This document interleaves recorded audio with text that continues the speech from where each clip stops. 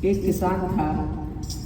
किसान मतलब अपने खेती करके और अपने बच्चों को पालन पोषण करता था। बच्चे तो थे ना उसके, मतलब घर परिवार को पालता था किसान। तो उसके कोई बच्चा नहीं था, तो उसे ये थी कि कोई बच्चा हो जाए, कोई बच्चा हो जाए। काफ़ी दिन हो गए, कोई बच्चा नहीं था। काफ़ी दिनों के बाद किसान के घर में एक बच्चा हुआ, एक बच्चा पैदा हुआ, लड़का पैदा हुआ। तो बहुत खुशी हुई और बहुत मतलब सारे जो गांव बस्ती के थे वो सब बधाई देने आने लगे, खूब घूमने फिरने लगे। इतने में ही मतलब खूब मतलब पार्टी वार्टी चल रही थी पूड़ी कचौड़ी, जैसे कृष्णा जी के यहाँ चल रही थी पूड़ी कचौड़ी चल रही खूब। अब ज़्यादा भीड़ भाड़ हो तो बाहर जैसे कोई आया तो पता थोड़ी ना चलती कि कौन खड़ा है गेट में। अब जैसे सब खाने में लग रहे तो मतलब खूब खुशी मना रहे, ढोल ढमाले बज रहे। तो बाहर देखे तो बाहर कोई संत थे, गेट पर बाहर संत खड़े थे। बाहर गेट पर संत खड़े हो गए, बार बार कह रहे थे भिक्षाम देही, भिक्षाम देही। अब कौन सुन रहा है? कोई तो खाने में लग रहा है, कोई नाचने में लग रहा है, कोई गाने में लग रहा है। संत का किसी ने ध्यान ना। अब वो जो किसान था उसकी नज़र पड़ी कि गेट पर कोई संत खड़े हैं। वो बहुत दयालु था, शंकर भगवान की बहुत पूजा पाठ करता था। तो वो किसान कहने लगा कि संत कोई आए, तो एकदम सारा कुछ छोड़ के और वो संत के पास गया किसान, और जाकर के कहने लगा कि वो किसान उनसे कहने लगे कि भिक्षा में दे, भिक्षा में नहीं, आप अंदर आओ, अंदर आके और खाना खाओ, बैठो, मेरे बच्चे को आशीर्वाद दो, मेरे बहुत साल बाद बच्चा हुआ है, इसे आशीर्वाद दो। अब वो महात्मा जी आए, उन्होंने खाना खाया, पानी पिया, आराम करा। आराम करके जब बैठे तो उनकी गोद में वो बच्चा दे दिया किसान ने। कैसे आशीर्वाद ऐसा दो ये कभी दुखी ना रहे, परेशान। अब सब भी चाहते हैं अपने अपने बच्चों के लिए। अब हम पूजा पाठ सभी करते हैं तो इसीलिए कहते हैं अपने घर में सुख शांति रहे, बच्चे खुश रहें, स्वस्थ रहें। तो मतलब वो किसान कहने लगा कैसे ऐसा आशीर्वाद दो महात्मा जी कि ये मतलब खुश रहे, स्वस्थ रहे, खुश रहे और किसी बात की कोई परेशानी से ना हो। अब वो महात्मा थे, वो काफ़ी होशियार है, तो वो उसे देखने लगे बच्चे को। बच्चे के मुंह की तरफ आशीर्वाद देते देते ना हाथ उन्होंने रोक लिया, ऐसे हाथ आशीर्वाद के करते हुए, और एकदम उस बच्चे के चेहरे की तरफ देखने लगे। चेहरे की तरफ देखने लगे तो किसान तो वैसे बड़ी मुश्किल से तो बच्चा देखा था, वो चिंता में पड़ गया कि क्या पता इसके नसीब में क्या कुछ लिख रहा है जो कि मतलब ये आशीर्वाद देने से भी अटक से रहे। तो किसान सोचने लगा, तो वो कहने लगे संत जी कि मैं इसे क्या आशीर्वाद दूँ, और मैं इसे आशीर्वाद दूँ, ये तो आने वाले काल में ये तो राजा बनने वाला है, इस नगर का राजा बनेगा ये। अरे महाराज ये कैसे, एक गरीब का बच्चा, किसान का बच्चा कैसे राजा बनेगा इस नगर का? कि 16 साल की उम्र में ये राजा बनेगा। इसके माथे पे जो है ना चंद्रमा का निशान है, चंद्रमा बना हुआ है इसके माथे पर, ध्यान से देखो। अब मैं इसे क्या आशीर्वाद दूँ? तो भगवान का आशीर्वाद लेके पैदा हुआ है, शंकर भगवान का आशीर्वाद लेके पैदा हुआ, मैं इसे क्या आशीर्वाद दूंगा? तो वो महात्मा जी चले गए। अब सारे में मतलब ऐसी जो खबर हो ना वो बहुत जल्दी फैलती है, सारे में फैल गई। अरे किसान का बेटा तो 16 साल की उम्र में राजा बनेगा, अरे राजा बनेगा, इससे तो अच्छे संपर्क बनाओ। जो मतलब भीड़ की भीड़ आए आशीर्वाद मतलब देखने, बच्चा को देखने के लिए। अरे माथे पे इसके चंद्रमा है, माथे पे चंद्रमा है। तो ऐसे भीड़ लगी हुई थी, और मतलब रोज कोई ना कोई आते रहते हैं खूब देखने के लिए कि राजा के मतलब राजा बनेगा ये 16 साल की उम्र में। तो बहुत नगर के जितने भी बच्चा बड़े बूढ़े सभी आने लगे। तो एक दिन वो राजा, उस नगर का जो राजा था, वो घूमते घूमते और उस किसान के घर के पास में खड़ा हो गया। उसने देखी इसके घर में कैसे भीड़ जा रही है, आ रहे हैं कुछ, जा रहे हैं कुछ, आ रहे हैं कुछ, जा रहे हैं, ये कैसे मतलब। तो वो किसान के यहाँ देखने लगा तो सबसे उसने पूछा राजा ने कि ये कैसे भीड़ लगी हुई है, कि इसके मतलब किसान के यहाँ कितने साल बाद बच्चा हुआ है लड़का। तो इसे मतलब एक महात्मा जी आए, वो कह के गए हैं कि ये राजा बनेगा, तो इस वजह से मतलब इसके दर्शन करने के लिए जा रहे हैं। देखने और फिर भाई राजा बनेगा तो सबकी देखभाल करेगा, तो पहले ही संपर्क अच्छे करने चाहिए ना, तो सब भीड़ इस वजह से लगी हुई है। तो वो कहने इस नगर का तो राजा मैं हूँ, 16 साल बाद ये कैसे बन जाए। अब वो राजा मतलब चिंता करने लगा। राजा ने कहा कहीं ऐसा न हो, कोई ऐसी वो हो कि ये राजा बन जाए और मैं कहीं भिखारी बन जाऊँ। राजा उसके घर गया, किसान के घर जाके कहने लगा कि हमारे बेटा हुआ है कि हाँ, कि सब कह रहे हैं कि ये राजा बनेगा, कि हाँ कहते ऐसे ही रहे, कि तुम कैसे इसको राजा बनाओगे। राजा का बच्चा एक गरीब के बच्चा में तो बहुत फर्क है। राजा का बच्चा राजा की तरह पढ़ लिख के बड़ा होता है और गरीब का बच्चा गरीब की तरह। और ये तो जब राजा का बच्चा होगा तो लड़ाई झगड़े और ये सब करना, बोलना चालना, पढ़ाई लिखाई अलग ही होगी इसकी। तो तुम कैसे कर पाओगे इसे, राजा के होगे कर सकते हो। बोले कि वो तो नहीं कर सकते, कि तुम नहीं कर सकते हो तो इस बच्चा को तुम मेरे को दे दो।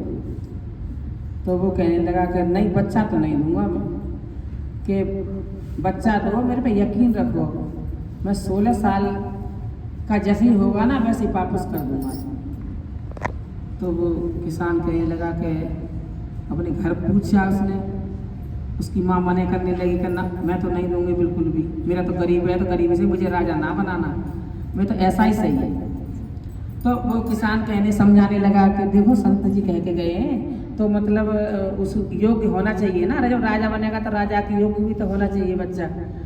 तो वो मतलब ज़्यादा समझाने से वो मान गई। वो जब पति ज़्यादा समझाते हैं तो स्त्रियां मानी जाती हैं। स्त्रियां समझाती रहे तो पति चाहे माने या ना माने, लेकिन पति की बात तो माननी पड़ती है, चाहे राजी से चाहे गैर राजी। तो उसने ज़्यादा समझाई तो वो मान गई। हालांकि उसका दिल नहीं कर रहा था, लेकिन उसने फिर भी वो बच्चा दे दिया। वो लेके चला, वैसे भेष बदल के आया था वो राजा, उसने भेष बदल के घूमने आया था। तो वैसे ही भेष बदल के, तो उसे पता नहीं था। उसने बताया कि मैं सेठ हूँ, इस नगर का कहीं सेठ हूँ, बहुत पैसा वाला है, अब तेरे बच्चा को पढ़ा लिखा के काबिल बनाऊंगा जो राजा के योग्य हो। अब वो राजा लेके चला गया उस बच्चा को, और ले जाके वो बहुत बियाबान जंगल में ले गया। उसकी मतलब जो था ना नियत में खोट आ गया। जंगल में लेके गया, बहुत बियाबान जंगल में लेके पहुंचा, तो उसने कही कि ये ऐसा हो, इसे मारे तुम, इसे न रहेगा बांस और न बजेगी बांसुरी, इसे मार देता हूँ उसे। जब उसने मारने के लिए गई तो देखे तो बच्चा हंसने लगा, अब छोटा सा बच्चा हंसने लगा, तो उसे दया से आ गया। राजा को दया आई, बोले कि इसे मारने से तो पाप पड़ेगा, इसे मारता नहीं। फिर उसके मतलब दया आई, शंकर जी की कृपा है। देखो बचाने वाला और मारने वाला तो कोई और ही है, ये इंसान की मतलब वो है कि हमने ये कर दिया, हमने, लेकिन करता कुछ ना, सब भगवान की इच्छा से होता है।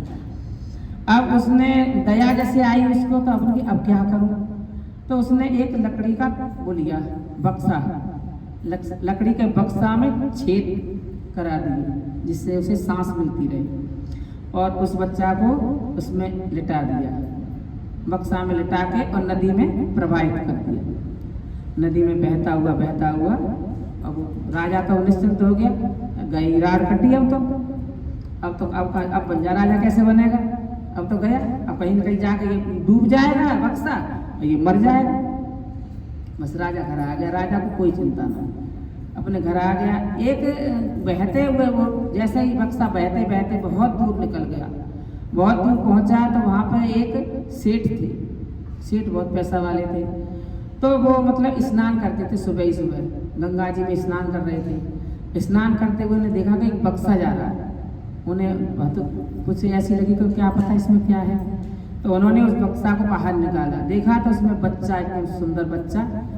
उनके कोई बच्चा ही नहीं था सेठ जी के भी, और वो बच्चा को सेठ जी ले आते हैं अपने घर और बहुत प्रसन्न हुए, अरे गंगा मैया रोज नहाने का फल दिया तुमने, कितने साल से मेरे कोई बच्चा ही नहीं था और कितना बढ़िया फल दिया लड़का, और वो भी गंगा जी में पला हुआ, चल 2-1 महीना का तो है ही है। और लेके घर पहुंचा, सेठानी को दिया, सेठानी बहुत खुश हुई, सारे उसमें हल्ला होगा, खूब धूम धड़ाक से उसकी वो हुई कि राजा का सेठ के बच्चा हुआ है, खूब सेठ ने खूब दावत करके उसकी खूब करा। बच्चा थोड़ा बड़ा होने लगा अब जैसे 14-15 साल का 15 साल का बच्चा हो गया, सेठ जी ने खूब अच्छी तरह पढ़ाया लिखाया काबिल बनाया, तो उनका तो वो अकेला ही था। जैसे ही बड़ा हो गया बच्चा, तो बड़ा होने के बाद जब बच्चों के साथ जैसे जंगल में बाहर बच्चे खेलते हैं, ऐसे वो एक दिन बच्चों के साथ ही खेल रहा था। वहाँ से राजा की सवारी निकली, उसी नगर का जो राजा था उसकी सवारी निकली। उसके रथ के पहिए के नीचे एक छोटा सा बच्चा, और बिल्कुल एकदम पहिए के नीचे ही आ गया एकदम। वो लड़का देख रहा था, जो सेठ का लड़का था, उसने भग के उस बच्चे को चलते रथ के नीचे से उठा लिया। तो वो बहुत प्रसन्न हुआ, अरे इसे बुलाओ, ये बच्चा कौन है, इसने तो बताओ किसी बच्चे की जान बचाई है, इसे बुलाओ, इसे बुलाओ। तो बुलाया, वो कहने लगा मुझे क्यों राजा बुला रहे हैं, तो तुमने एक बच्चे की जान बचाई है, इस वजह से तुझे इनाम देंगे। अब राजा के पास जैसे वो बच्चा आया, तो उसने देखा कि उसके माथे पे चंद्रमा बना हुआ है। वो देखते ही उसका तो माथा फिर घूम गया, बोला भाई ये तो जिंदा है। मैंने तो सोचा कि तो नदी में प्रवाहित कर दिया, तो ये तो डूब गया होगा या मर गया होगा, लेकिन ये तो जिंदा है, और ये तो 15 साल का हो गया। और राजा के भी कोई संतान नहीं थी, एक लड़की ही थी, लड़की भी 15 साल की थी, 14-15 साल की लड़की थी। तो मतलब अब राजा को तो मतलब उसने कही थी कि अगर ये राजा के राज्य में राज करेगा तो राजा की कन्या के साथ ही इसकी शादी होगी। उस महात्मा जी ने भी बताई थी उसे। अब उसे देखते ही उसको तो दिमाग ठनक गया। अब जहाँ राजा जा रहे थे वहाँ तो गए नहीं, वहीं पर रुक गए।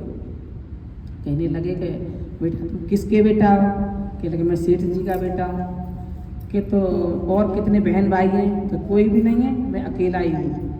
अकेले हो कि हाँ, कि तुम्हारे पापा कहाँ पे हैं, कि घर पे हैं। वो उसके घर गया, उसके घर जाके और कहने लगा कि हाँ, उससे कहने लगा कि मतलब तुम्हारा बच्चा तो बहुत होनहार है, बहुत अच्छा बच्चा है तुम्हारा, और मैं इसे और ज़्यादा काबिल बनाना चाहता हूँ। राजा मतलब राजा की नीयत में ना फिर खोट आ गया, तो मैं इसे और ज़्यादा काबिल बनाना चाहता हूँ, कहो तो मैं इसे अपने साथ ले जाऊँ। तो सेठ जी कहे कोई बात ना, आप नगर के राजा हो तो ले जा सकते हैं, ले जाओ, आपका भी अधिकार है बच्चे के पास और मेरा भी वो है, ले जाओ। तो उन्होंने राजा के मतलब साथ वो बच्चा बना भेज दिया। जब वो बच्चा उनके साथ चलने लगा तो उसके जो साथ के थे राजा के साथ में, वो सब इधर उधर कर दिए और बहुत बियाबान जंगल में ले गए। जंगल में चलते चलते उस राजा ने एक पत्र लिखा, पत्र लिख के और बच्चा को दिया कि तुम महल में चले जाओ और रानी को ये पत्र दे देना। तो वो लड़का कहने लगा कि मेरे को तो रास्ता नहीं पता है। क्या तुम चले जाओ ऐसे सीधे सीधे चले जाओ, जंगल से पूछते पूछते और नगर में कहीं ना कहीं मिल जाएगा, चले जाओ। अब वो लड़का चल दिया, चलते चलते वो जंगल में वो रास्ता भूल गया, रास्ता भूल गया, भटकते भटकते जंगल में फंस गया। रात हो गई, अब बहुत रात हो गई, तो अब वो सोचने लगा मैं कहाँ जाऊँ, कोई आएगा शेर और वो तो मुझे खा लेगा। डरने लगा बच्चा। तो देखा उसने एक झोंपड़ी सी पड़ी है, एक झोंपड़ी दिखाई दी, तो उन्होंने कही कि थोड़ा दिया सा जल रहा है और कोई रोशनी सी है, क्या पता कोई हो इसमें। वो झोंपड़ी में जाके झांकने लगा तो देखे एक बूढ़ी अम्मा बैठी है और खाना बना रही है। तो वो कहने लगा कि अम्मा मुझे यहाँ पर रोक लो, अपने यहाँ में रात हो गई है तो बहुत थक गया हूँ और मुझे भूख भी लग रही है। तो वो कहने लगी कि भूख लगी है तो बेटा तू कहीं और खा ले जाकर और कहीं और चला जा, लेकिन यहाँ मत रुक। तो वो कहने लगा लड़का कब क्यों, कि नहीं मैं बता रही हूँ ना तेरे को, यहाँ से कहीं भी चला जा लेकिन यहाँ मत रुक। कि क्यों, कि ये डाकुओं का अड्डा है, ऊपर ये तुझे झोंपड़ी दिखाई दे रही है लेकिन नीचे महल बना हुआ है और महल में सारे डाकू रहते हैं और डाकू गए मतलब बाहर चोरी करने और आते ही तो तेजो को मार कर रख देंगे। तू जा, तू चला जा यहाँ से, तू अच्छा शरीफ अच्छा बच्चा है तो चला जा यहाँ से। वो कहेगा ना मैं कहाँ जाऊँ, इतनी रात में जंगल में तो वैसे ही भटक रहा हूँ, मैं कहाँ जाऊँगा, माँ मुझे कैसे रख लो यहाँ पे। फिर उसने उसे खाना खिलाया, खाना खिला के एक कोने में सुला दिया। बोले कि यहाँ चुपचाप सो जा, अगर नज़र पड़ गई उनकी तो मैं बता दूँगी और नहीं नज़र पड़ी तो तू सुबह उठ के चला जाना। तो वो वहीं पर लेट गया, सो गया। फिर काफ़ी रात में सारे डाकू आए तो डाकू की नज़र ना सीधी उस बच्चे पे ही पड़ी। कहने लगे कि ये कौन है अम्मा, ये कौन रख लिया यहाँ पे? कि पता ना बेटा, कोई राजा के यहाँ जा रहा है, राजा के दरबार में, बच्चा और रास्ता भटक गया है, तो रात हो गई, इस वजह से मैंने रोक लिया। अरे अम्मा तुम ऐसा ही रोक लेती हो, अब ये राजा से कुछ कह देगा तो सारे डाकू पकड़े जाएंगे ना, तुम क्यों ऐसे रोक लिया? तो बोले कि बेटा कोई बात ना, रुक गया है। अब वो जो डाकू है तो वो कहने लगे कि इसकी तलाशी लेनी चाहिए, जब राजा के यहाँ जा रहा है तो इसकी तलाशी लेनी चाहिए, क्या पता है गुप्तचर हो राजा का, कुछ राजा को ऐसे कोई खबर दे। उनने उसकी जेब जो जैसे तलाशी ली तो देखी तो उसमें एक चिट्ठी लिखी हुई, उसमें चिट्ठी में लिखी कि रानी ये लड़का मैं भेज रहा हूँ, इस लड़का को आते ही ना और अपने किसी उससे खास आदमी से उसको तुरंत मरवा देना। उसमें चिट्ठी में लिखी उसने, उस लड़का तो पढ़ी नहीं थी, तो मतलब जैसे डाकू ने उस बुढ़िया को बताई कि ऐसे ऐसे चिट्ठी में लिखी हुई है कि रानी महल में जाते ही इसे मरवा देना, ये मेरी आज्ञा है और बाकी की बात मैं आकर के तुम्हें बताऊंगा।